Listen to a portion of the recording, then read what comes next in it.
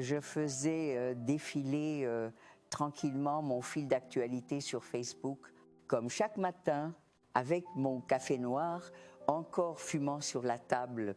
Et puis, soudain, mon cœur s'est arrêté, là, en pleine lumière, sous un ciel bleu éclatant, se trouvait ma fille Claire, rayonnante, entourée de toute sa famille. La légende disait « Vacances en Corse ». J'ai cligné des yeux, pensant à une erreur, mais sinon, d'autres photos suivaient. Grégoire, Sainte-Marie, en short-bain, tenant un verre de rosé, Étienne, mon petit-fils, riant aux éclats en sautant dans l'eau turquoise. Et même Émilie, ma chère petite-fille, qui j'adorais, Stunch, ils étaient tous là, Zaf moi. Je suis restée figée. Il n'y avait aucune ambiguïté possible. Quelques jours plus tôt, Claire m'avait appelée avec sa voix douce et son ton, presque désolée, pour m'annoncer que le voyage en Corse avait été annulé. Elle m'avait dit que Grégoire avait eu une urgence professionnelle, que le timing n'était plus bon. J'avais cru à tout, comme toujours. J'avais acquiescé sans broncher. J'avais même rangé mon chapeau de paille flambant neuf, acheté spécialement pour ce séjour. Je m'appelle Marguerite Fournier, j'ai 75 ans. Je vis seule dans un petit appartement à Saint-Cyprien, au bord de la Garonne. À Toulouse, je suis tisserande de métier, une artisane discrète qui a passé sa vie à nouer des fils, à créer du tissu, à bâtir patiemment la trame d'un foyer.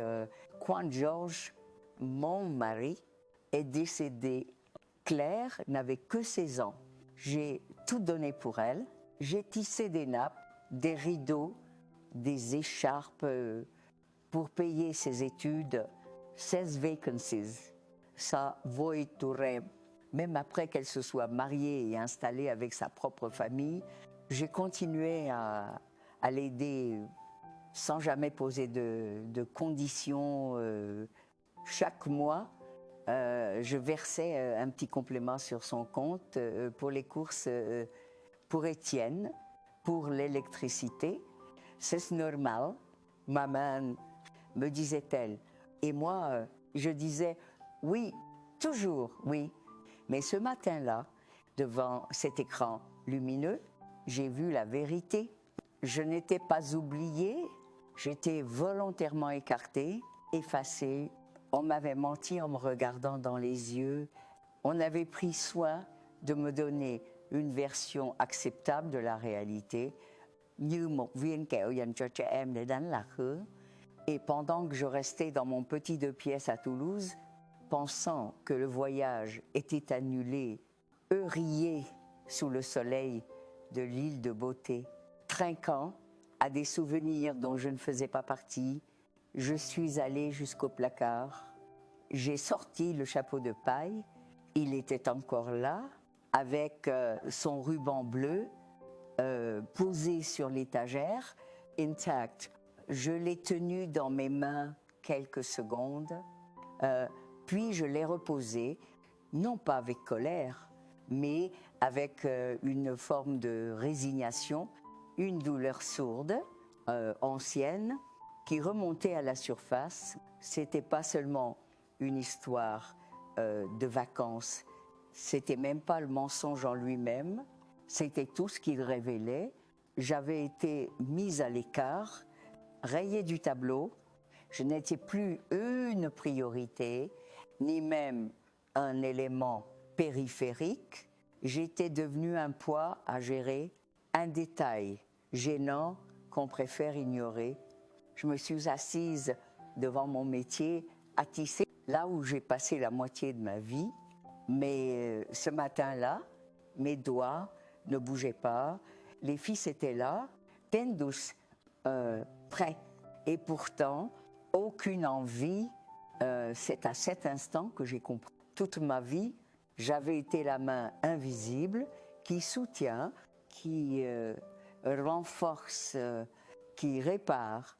Et voilà comment on me remercie. Par l'invisibilité, le mensonge et l'exclusion. Alors j'ai décidé que ça suffisait, qu'il était temps de tirer une nouvelle ligne, de remettre en question tout ce que je donnais, sans compter.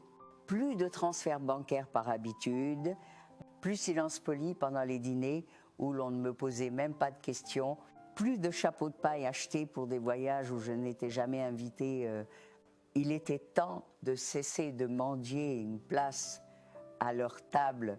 J'allais me reconstruire une place, mais ailleurs, une place digne, une place où je ne serais plus un fantôme qu'on efface des photos, une place où ma voix compterait, où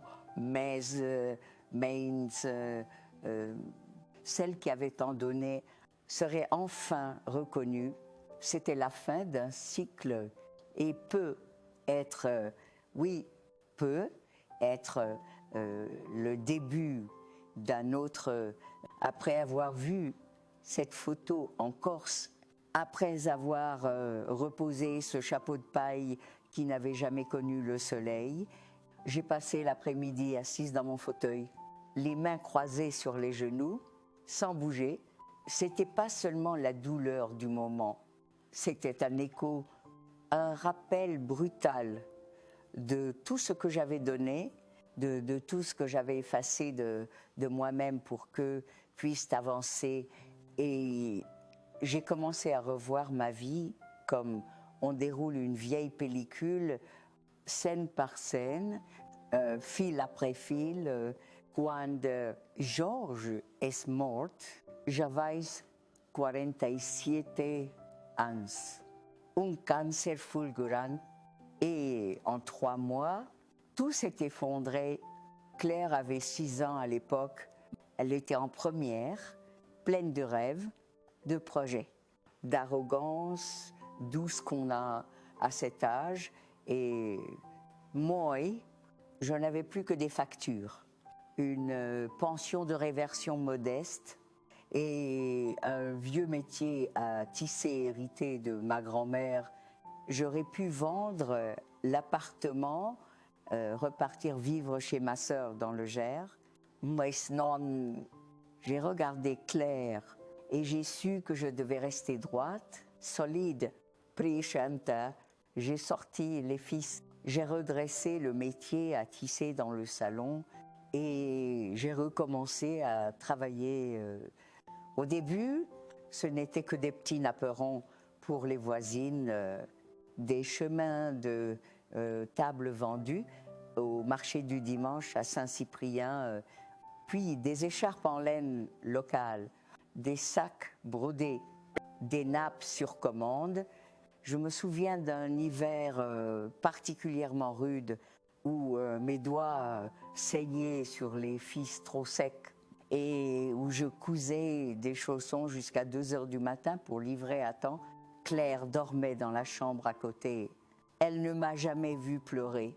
Je faisais en sorte que tout soit prêt chaque matin, le petit déjeuner posé, les vêtements repassés, les livres alignés.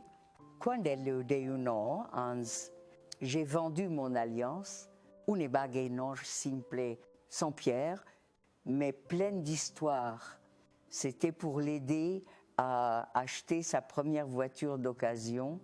Elle n'a jamais su d'où venait l'argent. Elle pensait que j'avais reçu une aide de la mairie. Je n'ai rien dit. C'était pas grave. Je voulais juste qu'elle puisse se rendre à l'université sans courir après les bus. Et quand elle s'est mariée, j'ai cousu sa robe de mes propres mains, un tissu ivoire que j'avais trouvé en solde 6 mois plus tôt. Des heures et des heures de travail à ajuster la taille, à broder de petits motifs discrets sur les manches. Claire ne l'a jamais portée. Grégoire avait préféré qu'elle en loue une plus moderne. J'avais fait semblant de comprendre, j'avais replié la robe et je l'avais rangée dans le fond d'une armoire. Elle y est toujours.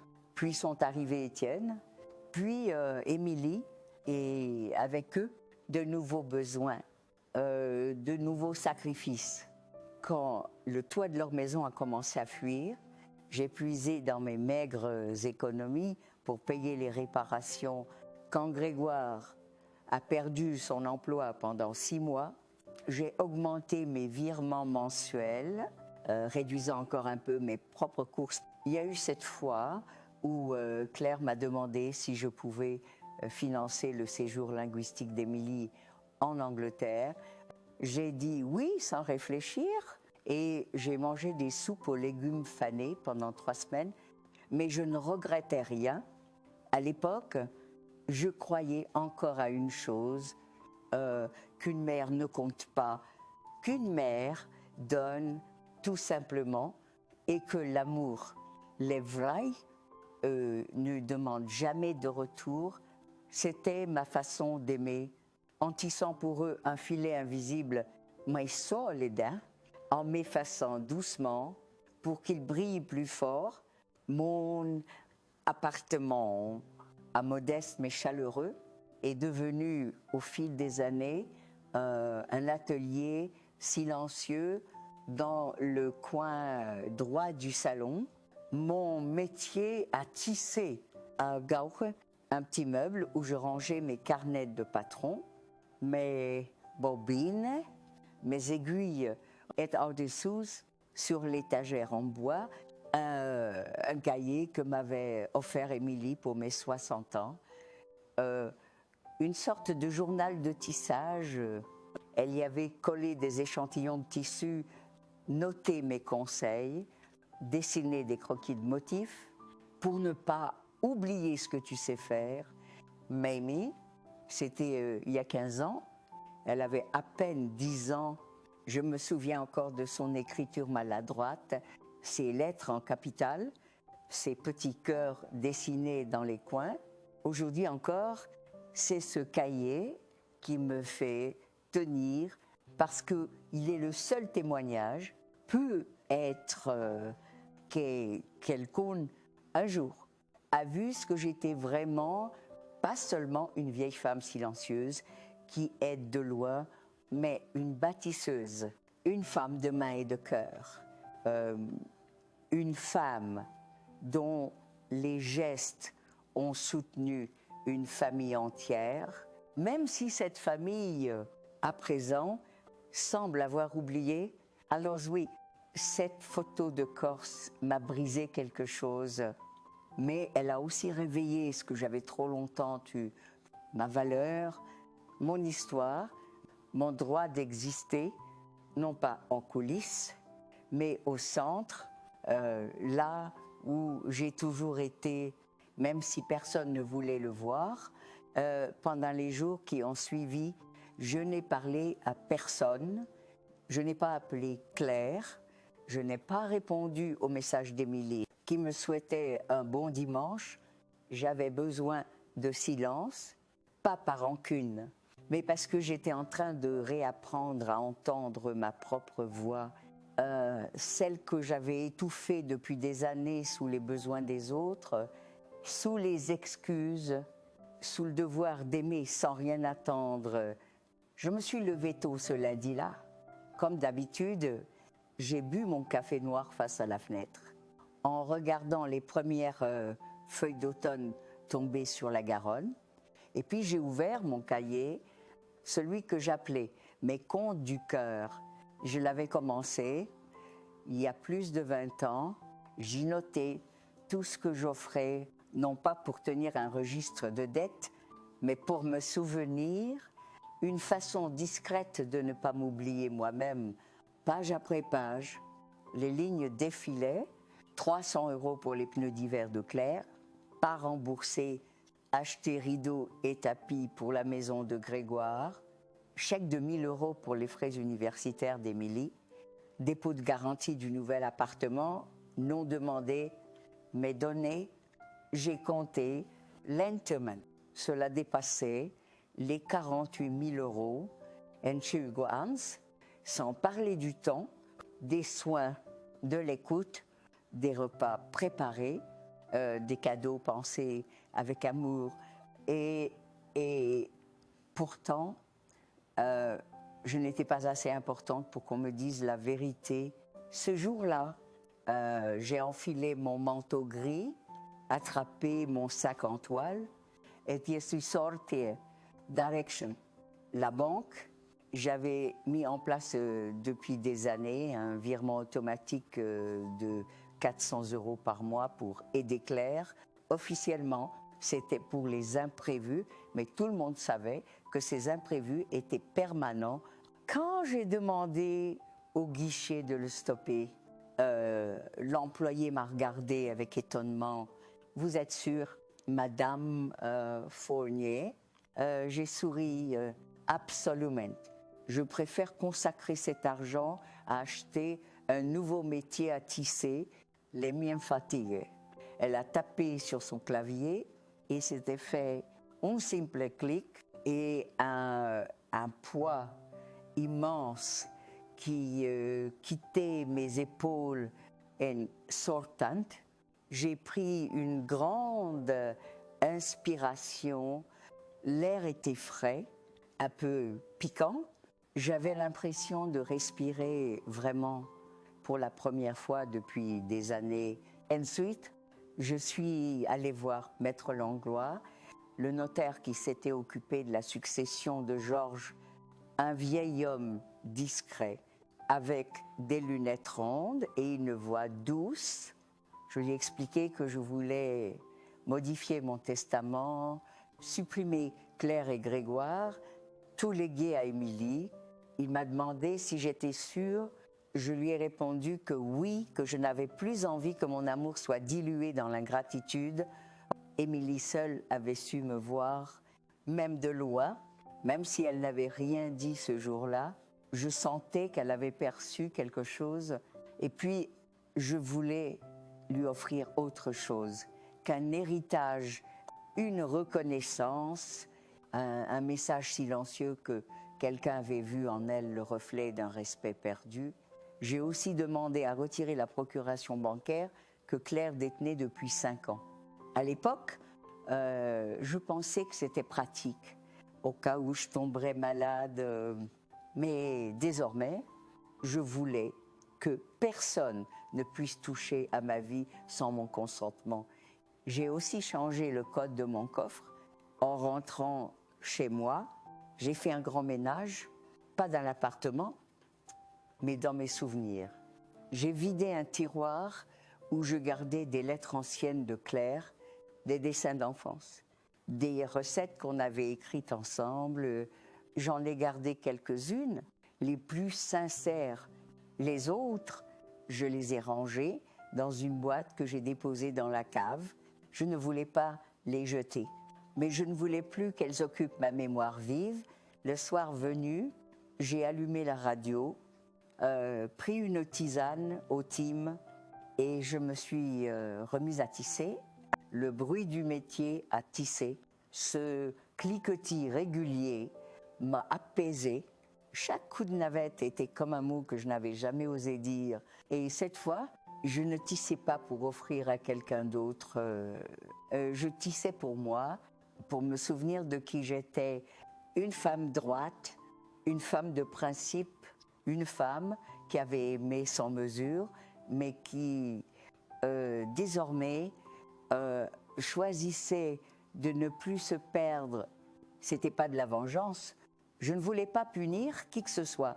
Je voulais juste me rétablir, recoudre mon cœur, fil à fil, et peut-être, si la vie était bienveillante, transmettre à Émilie quelque chose de plus grand qu'un simple bien matériel, une dignité retrouvée. Le coup de fil est arrivé 2 jours plus tard. Je savais que ça viendrait, pas une visite, non, un appel. Comme on contacte une banque dont le virement n'est pas passé, à 18H27, mon téléphone fixe a sonné. J'ai reconnu immédiatement la tonalité pressée de Claire. Maman, il y a un problème avec le compte. Le virement de ce mois-ci n'est pas arrivé. C'est une erreur. Passe un bonjour. Passe un comment. Juste l'inquiétude d'un robinet fermé. Je me suis redressée. J'ai pris une gorgée de mon thé. Puis j'ai répondu doucement, mais fermement, non, ce n'est pas une erreur. J'ai arrêté le virement en silence, épais, glacial, puis sa voix plus haute. Tuesday, tu ne m'en as même pas parlé. On compte sur ça pour finir le mois. Grégoire a eu des soucis au travail. On doit avancer des frais pour Étienne. Maman, tu sais qu'on a besoin de toi. J'ai serré le bras du fauteuil. Et moi, Claire, est-ce que tu as eu besoin de moi en Corse? Là, je l'ai senti, serai dire le choc, la prise de conscience. Elle a balbutié. Attends, tu, as vous. Oui, j'ai vu les photos, les sourires, les cocktails, les pieds dans l'eau et mon nom nulle part. Son ton est devenu plus doux, presque infantile. Maman, on voulait te ménager. On s'est dit que le voyage serait fatigant pour toi avec la chaleur, les valises, les enfants qui courent partout. On s'est dit qu'un peu de repos te ferait du bien. J'ai fermé les yeux, cette hypocrisie sucrée, cette façon de peindre le mensonge en tendresse. Claire, tu n'as pas décidé à ma place de ce qui est bon pour moi. Ce n'était pas un oubli, c'était un choix. Et Thomas s'exclut. Puis tu as voulu que je continue à payer pour l'illusion d'un lien familial qui n'existe plus. Elle a recommencé à se justifier. On pensait vraiment bien faire. On voulait que tu sois au calme. On s'est dit qu'après tout ce que tu avais fait pour nous, tu avais mérité un peu de repos. J'ai coupé net. J'ai mérité le respect. J'ai mérité la vérité. Pas des photos volées sur les réseaux et des excuses tardives. Une long silence. Puis elle a murmuré, presque inaudible, « Tu ne veux plus nous aider, Gesture ?» J'ai répondu calmement, « Je ne veux plus être utilisée. C'était pas une scène. Pas de cris, pas de larmes, juste deux femmes, une mère et une fille. Séparées par des années de non-dit et un instant de vérité trop crue. Alors, c'est fini entre nous, a-t-elle demandé d'une voix cassée. J'ai pris une inspiration. Non, ce n'est pas fini. Mais à partir de maintenant, les choses seront différentes. Je ne suis pas un distributeur automatique. Je suis ta mère. Si tu veux parler, vraiment parler, je suis là. Mais pas pour des virements. Elle n'a rien dit d'autre. L'appel s'est terminé là. Un claquement sourd dans le combiné. Je suis restée assise un moment, le cœur lourd, mais la tête haute. Ce n'était pas facile. Ce n'était jamais facile de dire non, surtout à ses enfants, mais parfois dire non, c'est aussi une forme d'amour. C'est dire je vaux mieux que ça. Ce soir-là, je n'ai pas pleuré. J'ai sorti un carnet neuf et j'ai commencé à écrire les choses que j'aimerais encore vivre. Pas pour eux. Pour moi, des promenades à la campagne, un nouveau métier à tisser, apprendre à faire du pain, aller voir la mer. Peut être seul, peut être pas, et quelque part, dans le silence qui a suivi cet appel, j'ai senti une pièce de moi se recoller comme un fil qu'on pensait trop usé, mais qui, une fois retendu, retrouve toute sa force 3 jours après cet appel avec Claire. alors que je pensais que le silence serait désormais la seule réponse. J'ai entendu frapper à la porte, pas la sonnette, un toc-toc discret, presque timide. Quand j'ai ouvert, je l'ai vue, Emily, mon unique petite fille, celle que j'ai vue naître, que j'ai bercée les nuits où Claire dormait, que j'ai emmenée au marché pour choisir des fils de laine, que j'ai appris à coudre avant même qu'elle sache lire. Elle tenait un bouquet de pivoine, mes fleurs préférées, et un petit sac en toile avec quelque chose qui dépassait.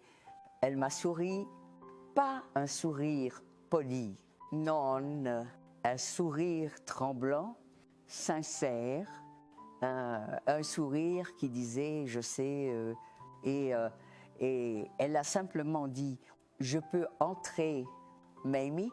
Je l'ai fait entrer, les cœurs battantes. Elle s'est assise à la table, a sorti un cahier, un album photo entièrement fait à la main sur la couverture et lettres escoussouées. Pour toi, Marguerite, elle l'a ouvert à la première page où trônait une photo de moi, jeûnais devant mon vieux métier à tisser. Avec la légende, la femme la plus forte que je connaisse, j'ai senti mes yeux picoter. Elle m'a regardé dans les yeux. Je sais ce qui s'est passé et je suis désolée. Je ne savais pas qu'on t'avait exclu. Personne ne m'a rien dit. J'ai cru que tu n'avais pas envie de venir. Mais quand j'ai vu ton silence, j'ai compris. Elle m'a pris la main. Ses doigts étaient chauds, fermes, empreints de cette jeunesse, encore intacte. Tu m'as appris à créer avec mes mains, m'aimer. Mais surtout, tu m'as appris à ne jamais trahir ce qui compte. Et je veux réparer ça. Nous avons passé l'après-midi ensemble. Elle a feuilleté l'album, des photos d'enfance, des petits mots, des souvenirs écrits à la main, comme ce Noël où je lui avais tricoté un gilet trop grand, mais qu'elle avait refusé d'enlever pendant 3 jours. À chaque page, elle avait cousu un détail, un petit fil, une touche de dentelle, comme si elle avait voulu recoudre notre histoire.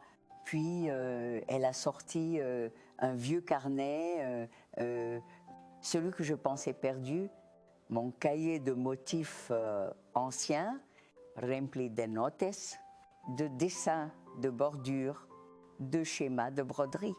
Je l'avais commencé à 20 ans. Il était abîmé, les coins froissés. Mais intact, je l'ai retrouvé dans la cave, entre des cartons.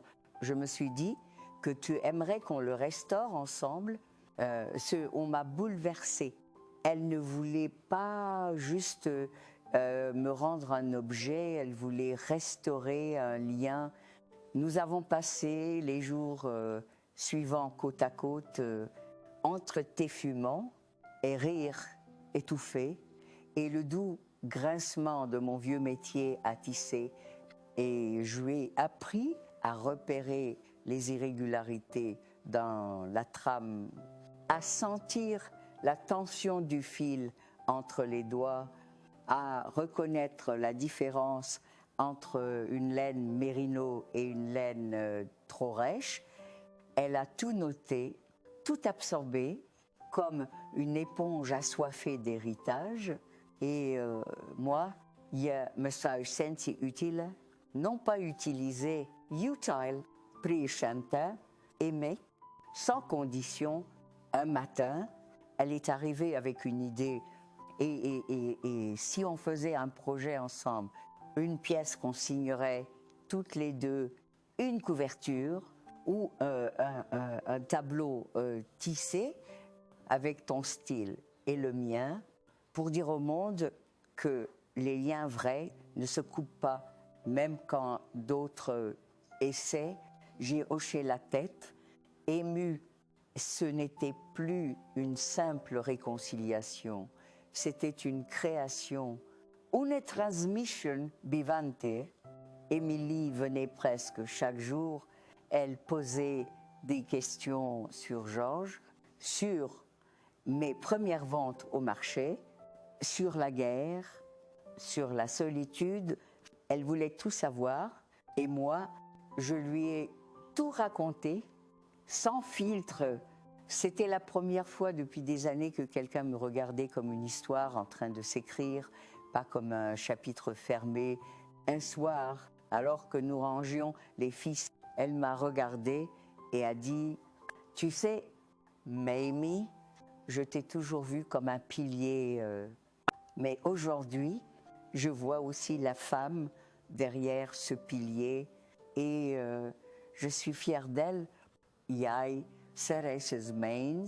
Et dans ce geste, j'ai compris que je n'étais plus seule, que malgré les exclusions, les silences, les trahisons, il y avait encore un fil d'or dans la trame et ce fil s'appelait Émilie.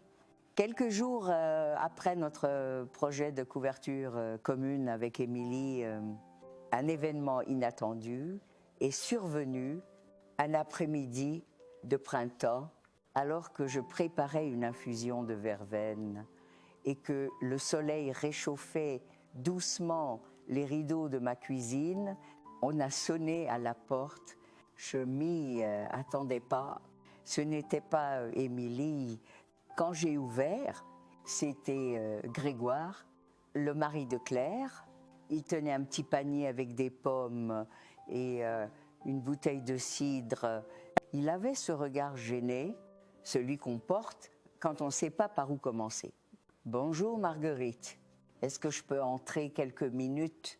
Je l'ai laissé passer. Il s'est assis, les mains nerveuses, les genoux qui tressautaient légèrement. Il m'a regardé un instant, puis a lâché d'un souffle « Je suis désolée. » Vraiment, pour tout, il a expliqué qu'il n'avait jamais voulu m'exclure, qu'il avait pensé que je préférais rester tranquille chez moi. Une excuse facile, une justification banale, mais au moins, c'était un début. Il a reconnu que ce qui s'est passé à propos de la Corse était mal, que le mensonge de Claire était injustifiable, que l'absence de mots, l'absence d'invitation, l'absence de moi, tout cela l'avait dérangé, mais qu'il n'avait pas su comment s'opposer. Il avait préféré se taire. Comme beaucoup d'hommes, je l'ai écouté sans interrompre, puis je lui ai simplement dit « Les absences, Grégoire, ça creuse des trous, et les trous, il faut les combler, avec plus que des pommes. » Il a souri tristement, a baissé la tête et m'a dit qu'il comprenait, qu'il ne savait pas s'il avait encore une place dans ma vie, mais qu'il espérait pouvoir la mériter. Le lendemain, Claire est venue, elle n'a pas sonné, elle a frappé comme le faisait autrefois quand elle revenait de l'école, avec ce rythme que je reconnaîtrais entre 1000. Quand j'ai ouvert, elle tenait un gâteau aux pommes, mon gâteau, ou plutôt une tentative, l'odeur était là, mais la croûte trop dorée et les pommes trop fines. Elle portait un pull beige, les yeux rougis, et elle m'a dit « Je ne sais pas comment te parler, maman, mais je suis venue essayer. » Elle est entrée, a posé le gâteau sur la table et nous sommes restés un moment en silence. Puis elle a commencé d'une voix tremblante. « Je t'ai menti. Pour le voyage, j'ai cru que tu serais fatiguée, que ça t'épargnerait, mais en vérité, c'est moi qui ne voulais pas me sentir jugée, qui avait peur que tu critiques, que tu sois déçue de notre manière de faire. Et au fond, j'ai juste été lâche. Ces mots sont tombés comme des petits cailloux dans l'eau. Lens, Lords, mais honnête. Elle a ajouté « Je ne te demande pas de me croire, je te demande seulement de voir que j'essaye que je regrettais, je l'ai regardé long temps. Ma fille, Monday Sang, la petite que j'avais portée seule après la mort de Georges, celle pour qui j'avais renoncé à tant de choses, celle qui m'avait fait le plus mal, je n'ai pas pleuré, pas crié, je lui ai dit doucement, Claire, une excuse, c'est comme un fil, ça peut réparer, mais ça ne remplace pas ce qui a été coupé. S'il file, il faut le retisser lentement, patience après patience. Elle a hoché la tête et pour la première fois depuis longtemps, elle m'a demandé, je peux revenir, pas pour l'argent, pas pour l'aide, juste pour être là.